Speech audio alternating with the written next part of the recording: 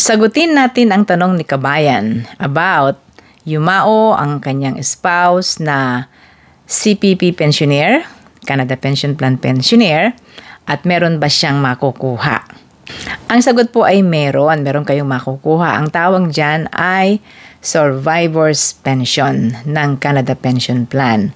Who qualifies to get the Survivor's Pension? Ang sabi po sa website ng canada.ca, you have to be legally married to the deceased contributor of CPP or a common law partner of the deceased person.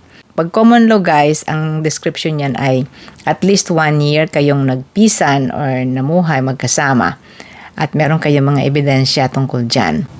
In addition guys, ay posibleng makakuha kayo ng death benefit at saka benefits sa children under 25 years old. Magkano ba ang makukuha ninyo? Kung kayo po ay 65 years old or older, 60% noong pensyon ng inyong yumaong spouse. Hindi po yung full, Hindi po yung full. 60% ng pension niya.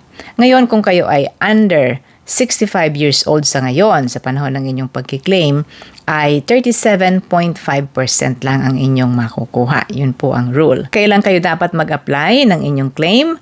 As soon as possible o sa panahong kayayao pa lamang, kamamatay pa lang ng inyong spouse. Kasi ang CPP po ay pwede lang magbigay ng back payment ng hanggang 12 months. Hindi na po nila mabibigay yung iba pang mga panahon na hindi agad kayo nag-file. So, 12 months back payment ang pwede nilang ibigay lang ho. So, paano mag-apply? Apply online po. Punta kayo sa website po ng CPP. Hanapin po ninyo dyan ang tungkol sa survivor benefit. At kung mag-a-apply po naman kayo by paper, kailangan nyo muna pong kunin, i-download ang forms. Just go to website po ng CPP for more information. Ilalagay ko guys sa comment ang link nito. At sana po'y nakapagbigay ako ng kaunting sagot kay Kabayan. Kung kayo may alam guys tungkol sa paksang ito, please comment down below para makapag-share din po tayo ng impormasyon sa iba nating mga viewers. Si Ate Manchi from Toronto, salamat sa inyo.